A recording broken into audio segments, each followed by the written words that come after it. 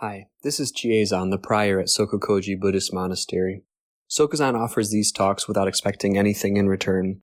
If you value these talks and would like them to continue, please visit our donate page at www.sokukoji.org. Thank you. This evening's Dharma talk is titled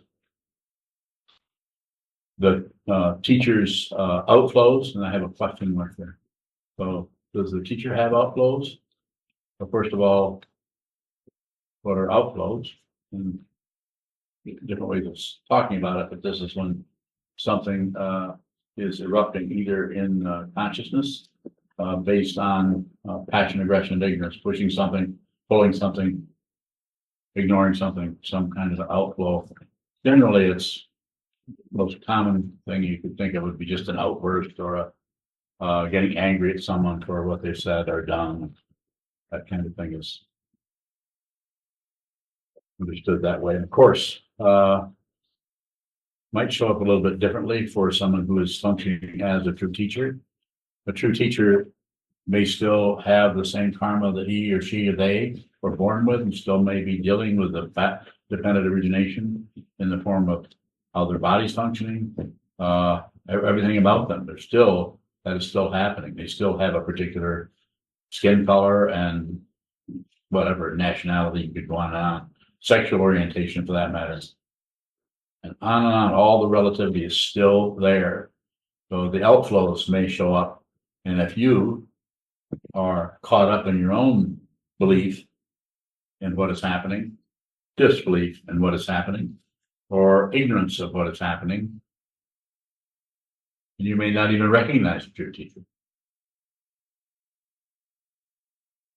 And if it is a true teacher, what I mean by true teacher, my definition of that is someone who is teaching out of what they're looking at, not of necessarily what they've been taught, although that may have helped them a great deal to even get to so that they can actually see what this is.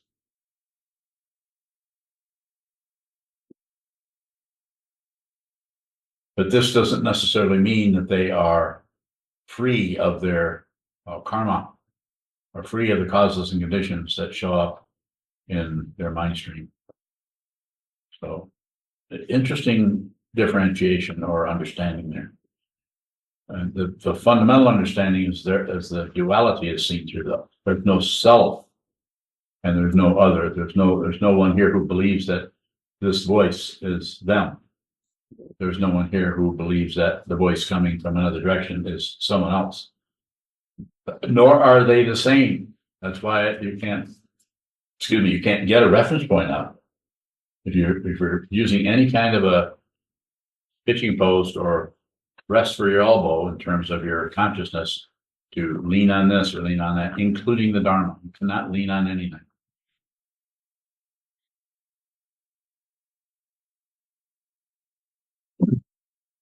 If you have a teacher, then receive what comes from the teacher towards you, especially personally, but generally also receive it no matter how much it looks like an outflow, because it probably is one. It's just not generated out of passion, aggression, and ignorance. Different kind of outflow. I'm not validating or justifying or saying that a teacher is justified in abusing someone or hurting someone or using someone or cheating someone or any of that just because they're a teacher. So we are limited by the conceptual situation that we're in, called language and ideas and concepts and analysis and logic and so on. But we are not imprisoned by it if we do not necessarily believe, disbelieve, or shut down on anything. Right back to the three poisons of passion, aggression, and ignorance, which ego mind, that part of the consciousness that is curled up into a me, will use to protect that imaginary self-centeredness, called the imaginary nature in the teachings of the three modes, or Paratantra, Parakalpita, Paranishvana, or the dependently arisen, the imaginary nature, and the perfected nature. So the teacher, just like everyone else, is going to have outflows. or going to have something happens and there's going to be a reaction to it. But the nature of that reaction probably will be quite a bit different than the reaction that is based on pushing, pulling, the desire to control or have something different than it is. It's not easy to discuss or even talk about conceptually, as if there's another way to talk about things other than conceptually, possibly poetry. I can go further, but I can also respond to some questions around that. What does it mean to receive the teacher's outflow? Don't add to it. Receive it, no matter what it is. Just listen, just hear, just see, just receive it. If you make any comment on it or add to it in any way whatsoever, well, the teacher must mean this, the teacher must mean that, or the teacher isn't really clear, or the teacher has more clarity than I have. Anything, any kind of comment on it stops you from receiving what it actually is. More if you have it. Is interacting with the teacher around that outflow adding on to it? It doesn't matter if it's adding on. It's what you're aware of. Keep going, don't stop.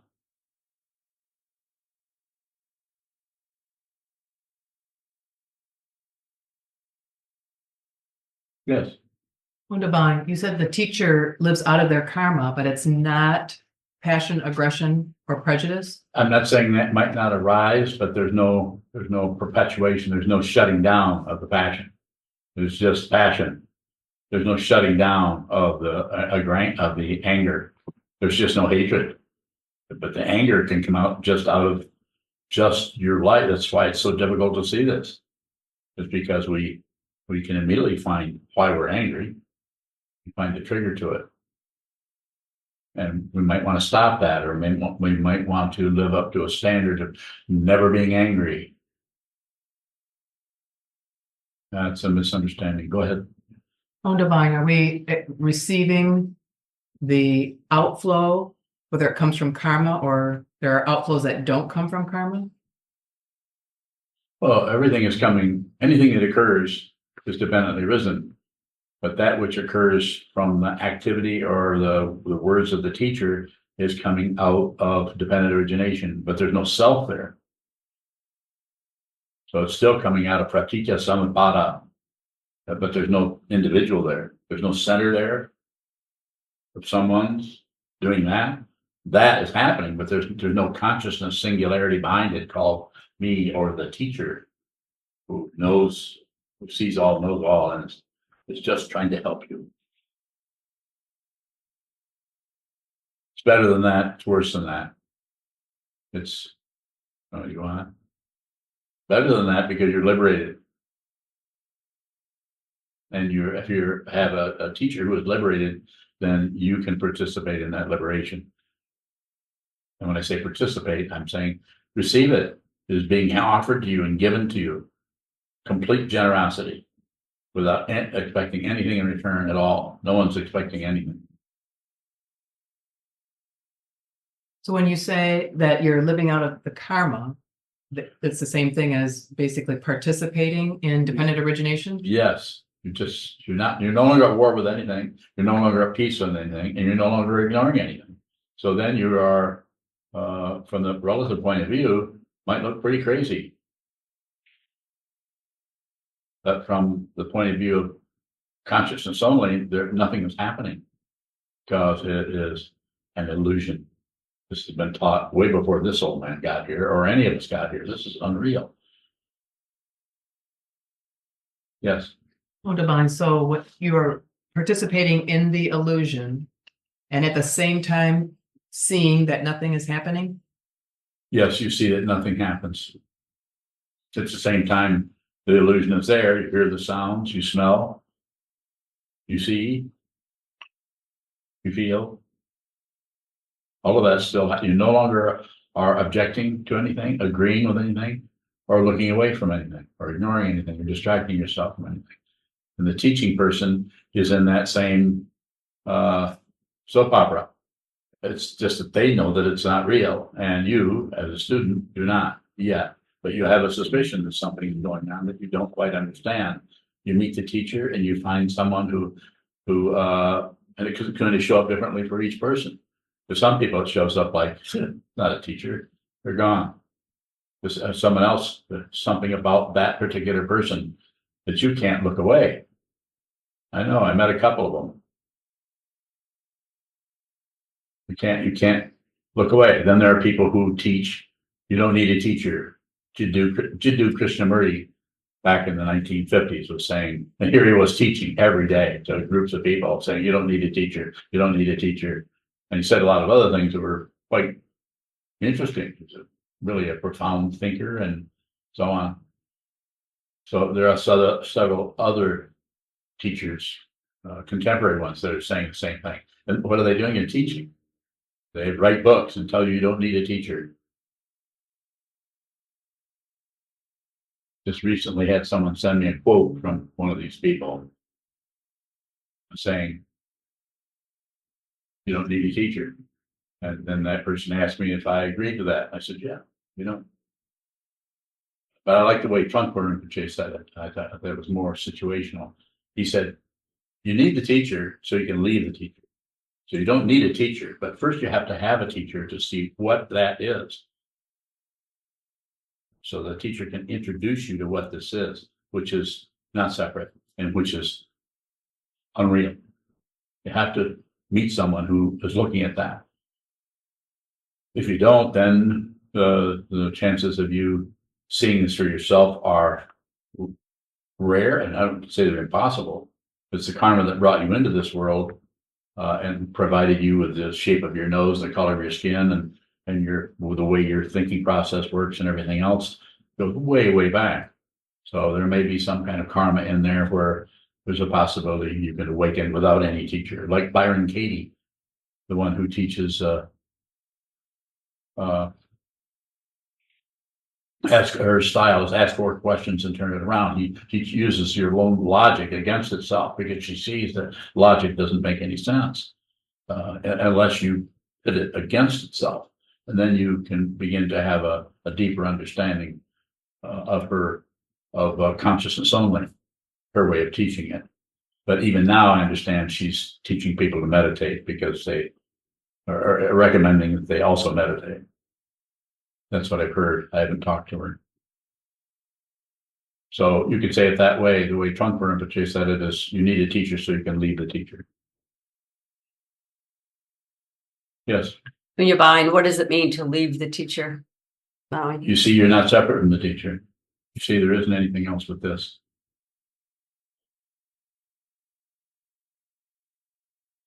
But until you see that, then you'll think something should be happening. Other things shouldn't be happening, or I should be thinking this, I shouldn't be thinking that, or I shouldn't be acting that way, or I shouldn't be angry, or I have a right to be angry. I shouldn't be angry. Very similar, taking a position on anything. And it's difficult because if the next door neighbor is upsetting you about something you're doing and you're really angry, you very likely could feel I shouldn't feel I should just be more understanding, or I don't know why I get mad at the slightest thing. Or you could go the other way around. I'm totally justified. I'm going to go over there and give them a piece of my mind, all that. I'm calling the police. But anytime you take any position on anything is the very nature of confusion and warfare and passion, aggression, and ignorance.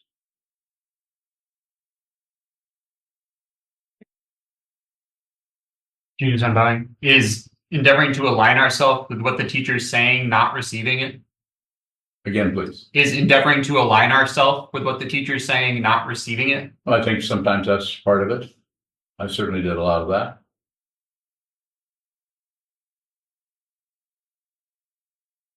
So I'm just saying you may, your style, someone else's style, are going to show up different ways. Another way of receiving the teaching is to not know what the hell's even being pointed at. That's receiving the teaching. Another way of receiving the teaching is doing what yours. So it's teacher saying this, I'll try to align myself with that. You may have to do a whole lot of aligning or endeavoring to align. Could be your style or someone else's style. There's no right or wrong way to do this. The only way you can do it wrong is just to not do it at all and continue to spin in some samsara lifetime after lifetime after lifetime. Is that actually happening? No, that's an illusion too. Nothing happens. But if we think it does, we're going to come back over and over and over, just like being trapped in a nightmare or dream. It seems real. Is falling at the feet of the teacher just receiving? That's just a way of talking about it. Receive from the teacher. Yes. Very important. This is not something I'm saying. It's traditional teaching down through the centuries.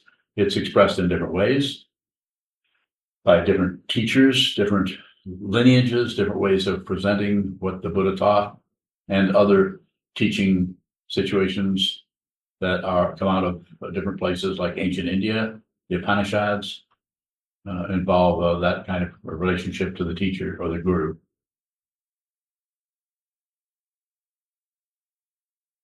Sokuran bowing. Does the practice of receiving outflows from the teacher differ from the practice of receiving outflows from the Sangha? You need to have something to practice on. And it's good to practice. If you're going to practice it with a teacher rather than with the Sangha. But at the same time you do it with the teacher, then you can actually do it with the Sangha. The teacher is also part of the Sangha. More about it, this is a very specific area you can ask about there if you have more. Sokuran bowing. When I am in Dokuzan, I could sit there for 4 hours and you would not tell me to leave the room. How long?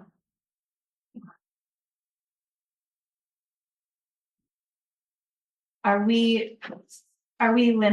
we limit our time with you? Receiving outflows, receiving teachings? People limit their time or they don't. Or they have an idea how long they need to spend. And some people are very definite about how much they want to sit there or interact or ask questions. And other people are very, what do you call it, efficient. They come in, they know what they want to ask about, they ask and they leave. So it's different for everyone. There's no protocol. And I don't limit. I do some to some extent because otherwise it would just go on and on and on. But it depends on who it is. Some people I limit interviews, some people I don't. Sokuran bowing. Are your outflows circular? Are your outflows circular? Yes. Yeah, you do this and do that, and I come back and say, stop it. And then you do it again, and I come back again and say, stop it. If I'm your teacher, then I can say that to you. But I won't say something like that if I feel like you're kind of pretending to be my student.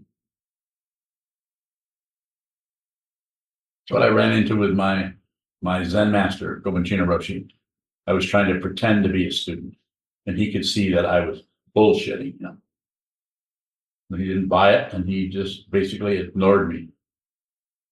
And I still didn't know what that was because I could not see how full of myself and how full of pride I was. I really didn't want to fall at the feet of the teacher. And I was never able to with him. He died before I could do that. Before I could tell him I understood what he was pointing at. But it still helped me. It just took many, many years. Many. More. Sokuran bowing. The other part of another teaching you give is don't do anything unless you have to. I'm stuck between just receiving outflows and receiving outflows until I'm drowning in either your Dharma or Sangha's circularity. Well, take a break. Do something else. Don't, especially in a position where you're the Shuso, you're not obligated to sit and listen to anybody. You don't have to come and see me either. That's up to you. Anyone in here knows that that whatever their relationship is with me, it's they determine that. And I may determine some of it, but quite a bit of it is just, I'm just looking at you and trying to understand who you are, what you're dealing with, and if I really have permission from you to teach you, or if you're just going to argue with me or disagree with me. You may not say that. You might not come out in the open, like argue with me, but I know what's going on. I don't have to read your mind. I don't read minds. Plenty of room for questions there. What the hell am I doing? Nothing. Doing anything. Choose unbowing. Can a student give you permission to teach and argue with your teaching? Always. Always, yes. When I say always, I'm saying it depends on who it is. It's different for everyone. So there's no standard that people are living up to. The teacher's receiving, and if the outflows come out, sometimes they're going to come out like hammer blows. Depends on who you are and what you're dealing with, and if you've given that teacher permission or not. And that teacher will know how much permission you have given them. So you will get you're going to get just exactly what you need. It's kind of amazing. The teacher's not thinking about it, not thinking, let's see now, Sokuzan needs to be treated this way or that way. I make no decisions. Anybody that's really close to me, like Unyo, sees that she watches me all day long, every day. She says, I don't make any decisions. I just do this, or I don't do this, or I do that. You see me sitting around and thinking about things, weighing things. Only retreat huts. What do you mean, retreat hut? What happened to the handle that was supposedly ordered? Those sons of bitches. Oh, you mean Lowe's? Yeah. Well, that's just an expletive. If you haven't heard that before, you haven't heard it. One time I yelled at someone at Toyota for mistreating a former student of mine, goes on and called the guy a bunch of names. And one of the salespeople says, aren't you a Buddhist monk? And I said, yes. I noticed you swearing and you're just really having a fit. I says, yeah, I'm not a very good monk. That was the end of it. And when I say that, I'm saying you don't have to be somebody else. You get to be who you are. You don't have to live up to anybody's standard of enlightenment or anything. If you were to listen to me or judge me by what's going on, you probably couldn't be a student of mine. You might need somebody who's holy and pure, or who looks that way.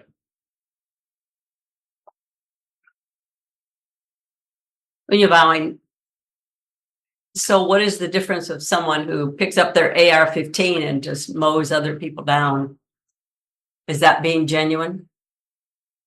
No, it's more than likely it's somebody who is so tied into the landslide of karma that they just couldn't do it any other way. They were part of that. They're not a separate being making decisions. Next thing you know, just like my father, who at 26 years old was killed in World War II in Germany, probably after he killed a lot of Germans. He didn't even want to go, but that was not an option in 1944. You had to go. The mandatory draft.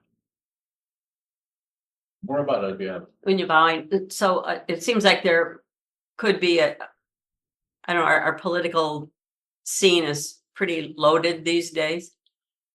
And it seems there's what I would call an attitude of entitlement. Yes. What's your question? Do bodhisattvas, are they entitled to anything? No. So all dharmas, when I say dharma, there's the dharma of a clock, there's the dharma of food, there's the dharma of hitchhiking, there's the dharma of the Buddha, which covers quite a bit. And there's the dharma of motorcycles. You read that book by Robert Pirsig. Not a good book. I don't recommend it. Read my book instead. The Art of Motorcycle Maintenance. It's a pretty good book. You could read it. But all dharmas are without blame. But that doesn't mean that this didn't fall through the air with the sound. This didn't cause that. But the deep understanding of it, that there is no separate thing. There's just this incredible orchestration of this and that and this and that and this and that ad infinitum that looks like apparent things are happening in the illusion we call time. But everything happens at once. It would be a way of saying it. And even that's a little bit too relative an emphasis on once. This is just this. The past and the future are illusions. But we can pad them up with our conceptual mind, say, well, what happened yesterday is not happening today. And what's going to happen tomorrow is not happening yet. Well, okay, go ahead and do that and see how happy you are. Go ahead and do that.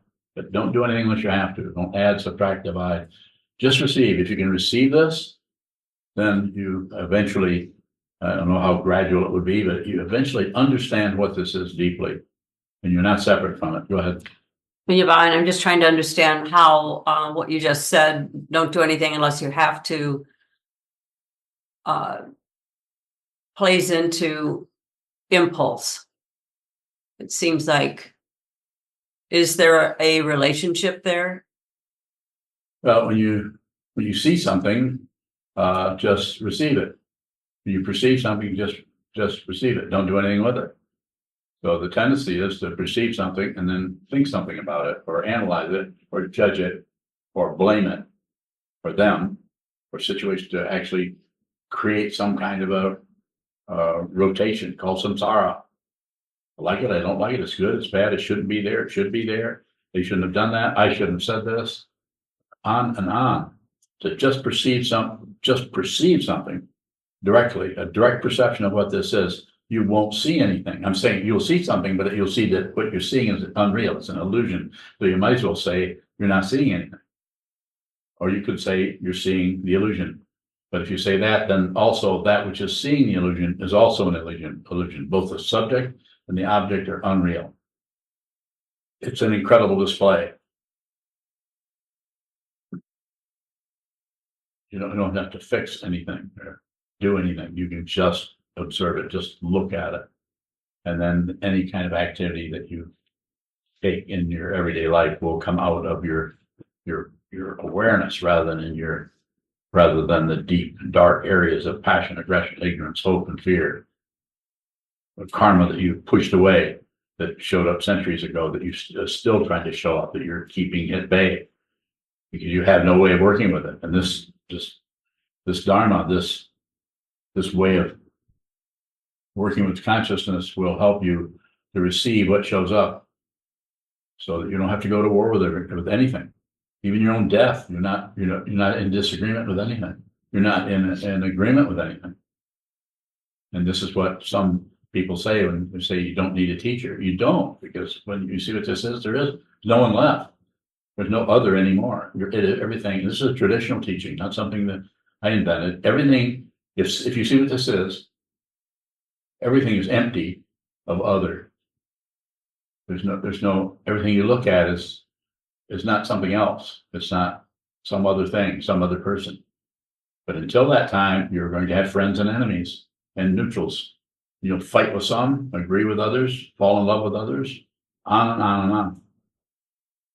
And it's been lifetime after lifetime. Am I condemning you to something? Of course not. Don't believe a word I say. Do whatever you want to do. Live your life. And good luck. Further questions? Kabowing question from Martine in Latvia. On Martine, what are you doing in Latvia? You should come here. Are teachers' outflows always meaningful? Well, if you have a teacher and this teacher is your teacher, and you have confidence, you could say, or if you are endeavoring to be a student. In other words, a student receives, and that way of learning to be work in a metal shop or learn how to build cabinets. That kind of learning has a very strong relative success and failure and gradual tone to it. So that kind of a teacher is a certain kind of teacher. The Dharma teacher, the one who teaches about the nature of what this is, or consciousness, there's no graduation. There, it starts out that way. Even the 10 bhumis, which we talked about and are related to the paramitas and have a meaning to them. But if you look at them closely, you can't find a connection between one and the other unless you invent it conceptually. And can you do that? Of course. And there's all kinds of scholars that'll explain that to you. I'm not saying it's a waste of time. I'm not saying it's a waste of time. But you might want to just look at what's right in front of you. Look at the wall, look at the floor, look at the back of your hand. Look at who you are. Do that. All those, if you need to study all the different sutras, they're there. We chant them all the time. They're reminders of what this is in conceptual terms. You may need to practice tantric Buddhism, creation completion practices, or Yidam practices, deity yoga. I practiced a lot of that. Not as much as there is, because there are literally hundreds of sadhanas. We just spent several days practicing the sadhana of Mahamudra together as a monastic community here. Yes. Yoka bowing. Question from Ath in the UK. Sometimes would like to binge on watching your previous talks in one session for long hours. Is that a subtle distraction Yes. to not face the wall? Yeah. Don't binge on my talks. Binging on Sokuzan's talks. A psychiatrist, or at least a therapist. So I'm not sure what you're asking me, but if it's helpful to listen to them, of course. But the most important thing you can do is once you hear what's being pointed at from this area here, I don't care if you've heard one talk or this talk or whatever, the most important I can think of that you can do is to hold still so you can watch the way the mind moves and shuffles off the buffalo and continues to find something or reduce something or get something or go somewhere, do constant soap opera in the mind. Isn't it tiring? Let's see. Gee willikers. It's a valid expression. But you could actually, to talk to Ath, you could just hold still. You could listen to talks or study the Dharma in whatever way is supportive to you, but spend a lot of time, sit down, hold still, watch the movement of the mind come and go. And this way, sharpen the awareness so that when you enter into your everyday situation, you've heard me say this countless times, that there is a less and less as you go along. You may not feel awakened, you may not feel like any smarter or any more clear, but there'll be less and less likelihood that you're going to interact with the world, other people, other apparent people, in out of passion, aggression, ignorance, hope, and fear. The ego mind will be probably more confused. That's why you need a teacher. Because a teacher doesn't care if you're confused or not confused. Because a teacher, if it's a true teacher, they don't see any difference between confusion and awakening. Because they realize that nothing is separate from anything else. There's no separate thing anywhere. And to realize that, you don't care whether you have outflows or not. I would say it this way: if you're a student of this teacher, and you get too close, you're going to get burnt. There's no other way around it. In other words, you're going to get the outflow of that teacher that is coming out of their karma connected with your karma as a teacher and a student, regardless of what Krishnamurti or any other teacher says that you don't need a teacher. I would still go back to what Trungpa Rinpoche says. You might have to have the teacher so you can realize there never was such a thing. Sir. Shoto bowing, with that idea of too close, it sounds like we're closer to you than where we should be. Like, is there something to that? I don't know what you mean.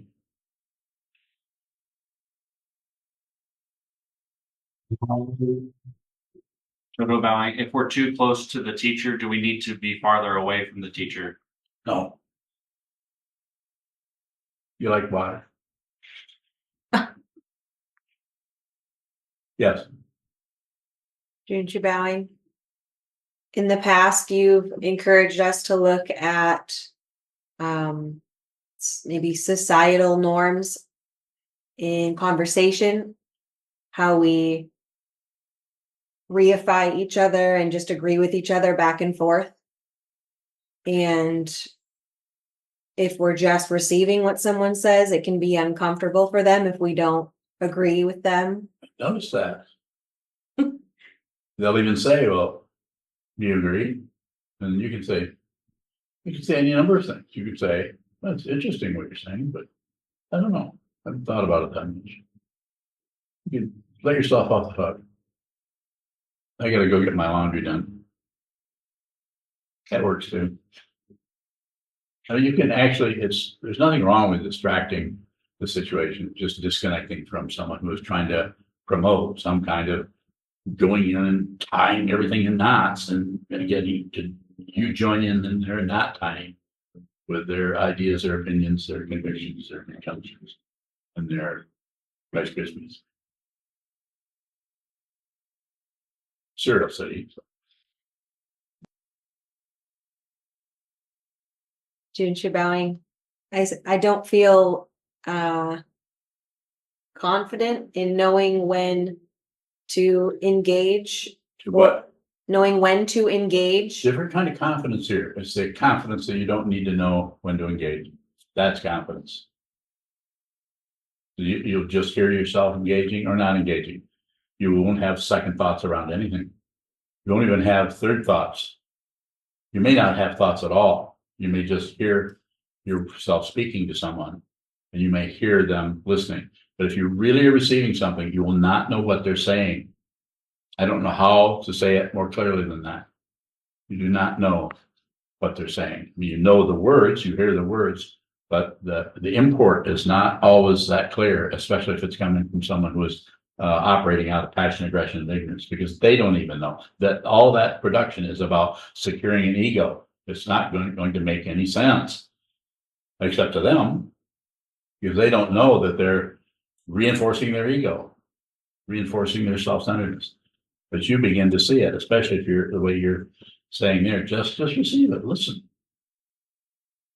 You don't have to understand it so that it's satisfactory to them, so that they feel like, well, at least you're hearing what I'm saying. Don't need to do that. Big relief. What if they come back and are angry with me? Well, you've heard of the four karmas: pacifying, enriching, magnetizing, and destroying. It's just a way of working with any kind of energy, but basically energy that's spinning or challenging, pacify it if you can. If they're angry, just, give me an example. Let's role play. You go ahead and give me an example of something that Sokuzan said to you, made you mad. Nothing. That would make me mad too. She didn't say anything to you. How dare her ignore you after all you've done for her? So, right? Right. So, okay, I won't put you on the spot in that way, but I'll say you could pacify it. Say you could come back and say, and buy into what they're saying or doing a little bit. You could say, I can see you're having a hard time with that, but I really don't know what to say. Because I don't necessarily feel the way you feel. It makes kind of sense what you're saying, but don't agree, don't disagree, but interact with the person. So this way that pacifies, because then the person, their thinking process is tied up with yours and you aren't running away. You haven't left the room. You're pacifying, and that's going to show up. If you understand what that word means, then it'll be situational. There won't be any standard you can live up to. If you really care about the person and you care about kindness, realizing that someone is trying to get rid of their chaos by dumping it on you. This doesn't mean they're deliberately trying to do that. They might actually be blaming you for how they're feeling, and they're after you about it. And if you can see that they're suffering and that's what they're doing, then you might be in a little bit better position to pacify it. The other three are enrich, magnetize, and destroy. So enriching is just adding the same chemistry that's coming at you back. Not doesn't mean fighting, but it just means staying with that same chemistry. And then it tends to disarm that. If you're not disagreeing with someone, but you're also not agreeing, but you're just present in that situation, then sometimes that tends to cause the heat of the moment to dissipate. The other two are more difficult than that, especially destroying. So much as you can, just receive, listen, be agreeable. Is that hard? It's hard to be agreeable. You know, hard to be agreeable. He's just gonna laugh. Another, yes. Wunderbar.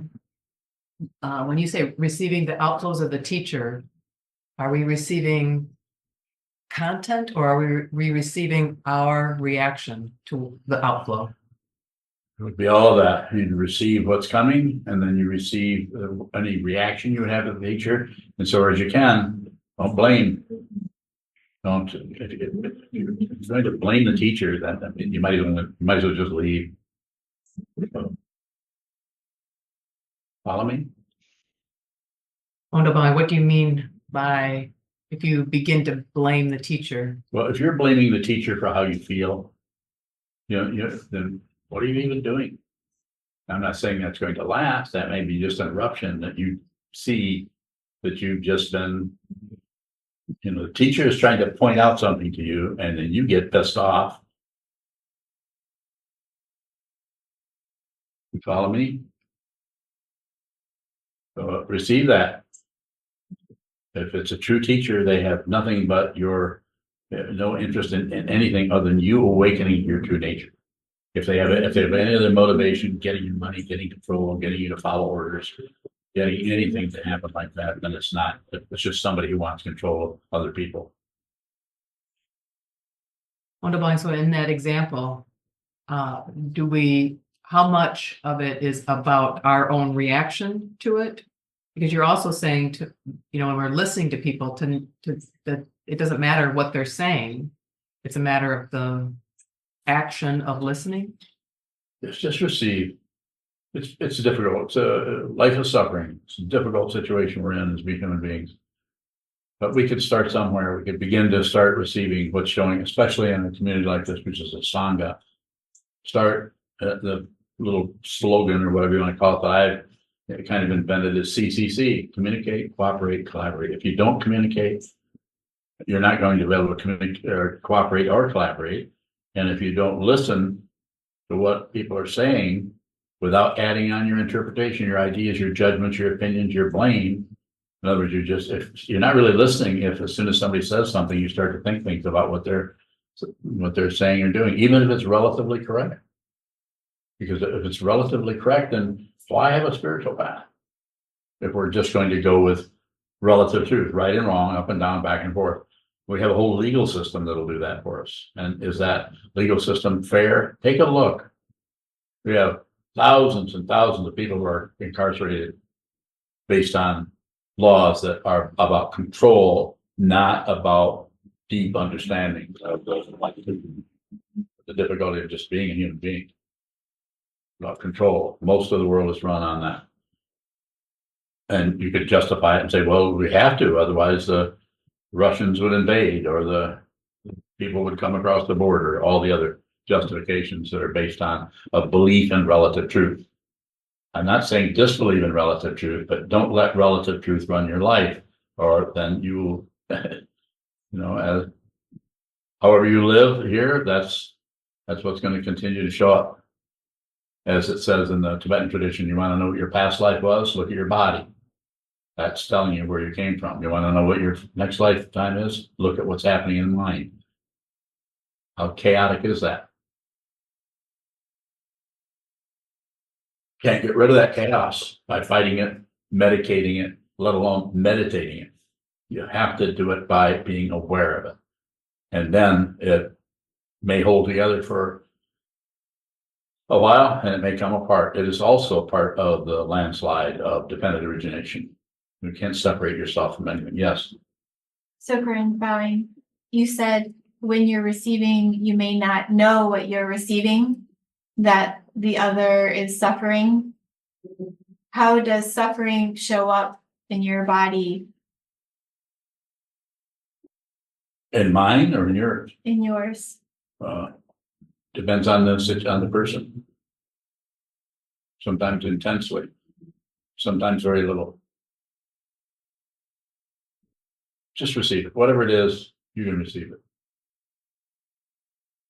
That's all the teacher is doing, really. If it's a true teachers, they just receive, they should receive. And then if there's an outflow, it's not always this way, because sometimes that outflow is coming from the complete difficulty of actually figuring out what causes and conditions are, because it is so incredibly elaborate, even though it's an illusion. There's lots of parts and pieces. You can't track it down, you can't figure it out, because the very act of figuring it out implies a belief in what? Past and future. And there isn't any such thing. It's worse than that, and it's better than that. It's worse than that because it's a mess. And it's better than that because it's unreal and you can see it. And you no longer believe in this, disbelieve in this, nor do you ignore it. So the teaching person may teach in such a way that looks rude or impolite or even possibly abusive. But I'm not saying we need to let somebody off the hook who's being abusive. Take them to court, do whatever you want with them. But the whole idea of right and wrong is and correct and incorrect is a misunderstanding. It needs to be seen. You see it, you just know it. It's a kind of knowledge that is not about knowing something is here or over here. It's not that kind of knowledge. It's a knowledge that is just consciousness. So there's no one who knows it, and there's nothing that is known. I don't mean to be obscure, but when you're using relative words to endeavor to point to something that's beyond any kind of relative understanding, then it may seem obscure, unless you are aware of it. If you are, there won't be anything, but there won't be anything else with that. There's just that. There isn't any other to it. It's empty of other. Sir. Do you use unbowing? What does it mean to not know what you're saying when relatively it's very definite? Bowing. Does it sound like I'm very definite? Sometimes. How about right now? I don't know. Exactly. My point exactly.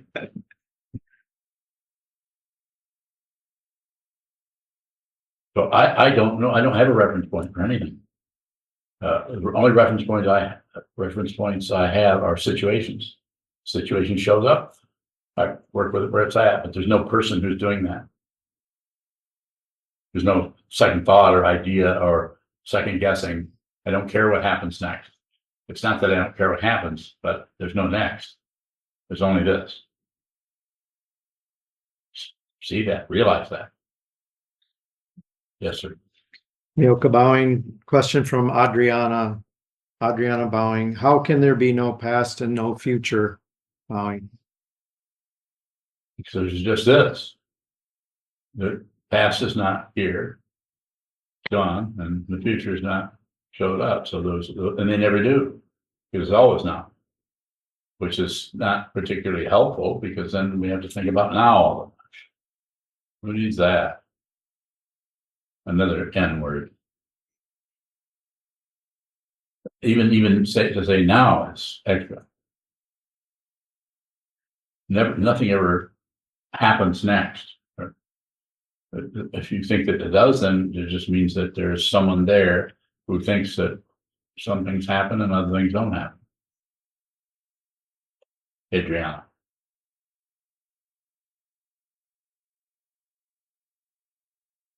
Several people have left already, so it must be getting late. Is there a final question out in the Zoom land? Kayun, don't you want to know stuff?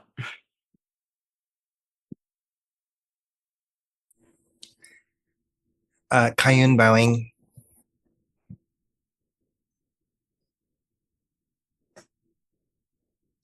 Yeah, I want to know stuff.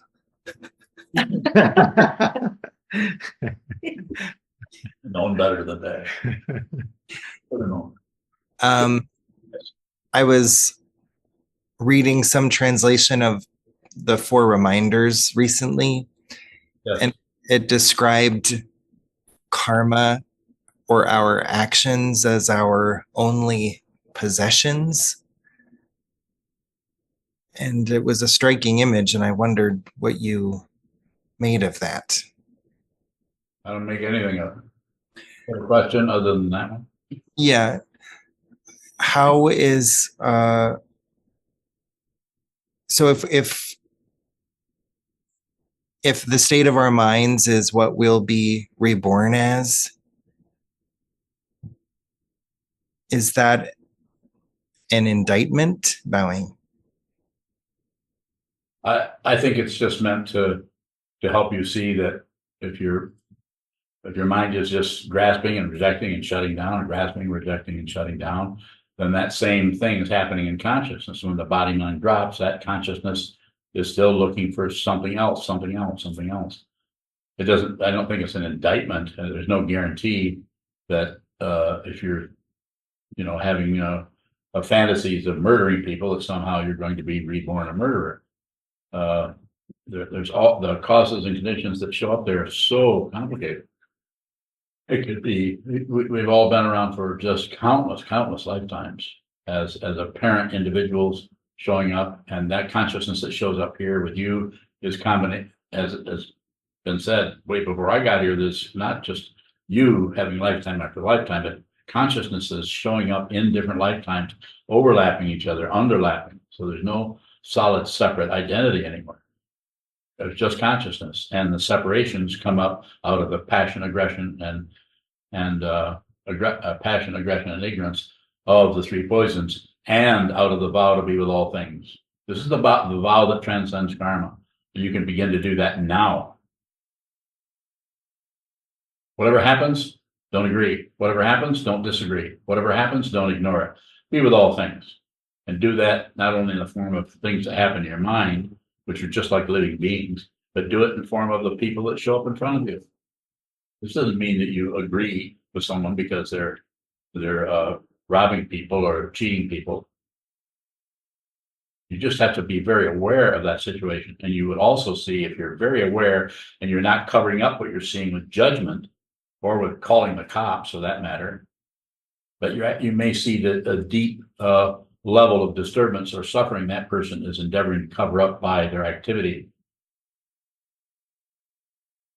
This is the path of the enlightening being, or the bodhisattva, or the path of the Mahayana.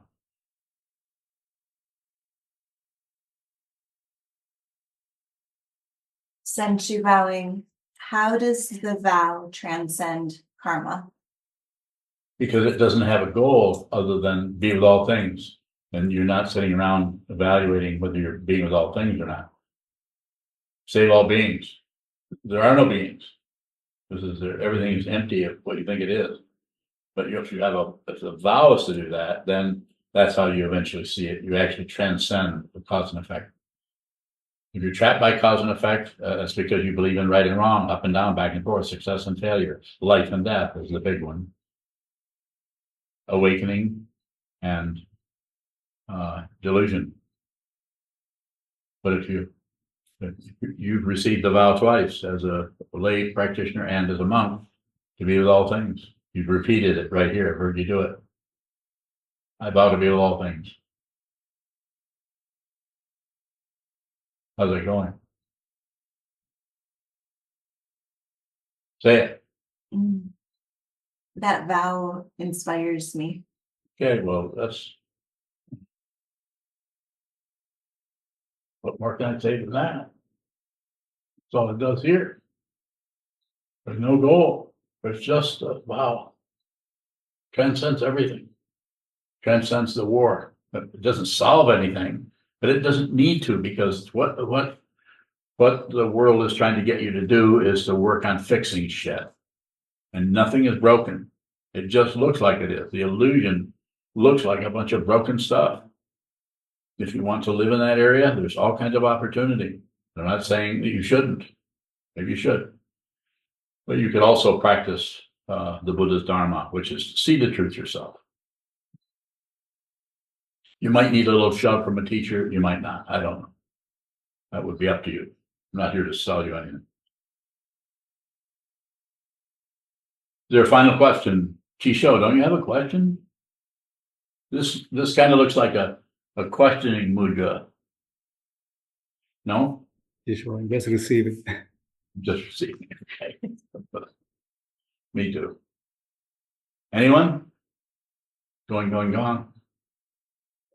Very good, thank you so much. Hi, this is Chiazan, the prior at SokukoJi Buddhist Monastery. Sokuzan offers these talks without expecting anything in return. If you value these talks and would like them to continue, please visit our donate page at www.sokukoji.org. Thank you.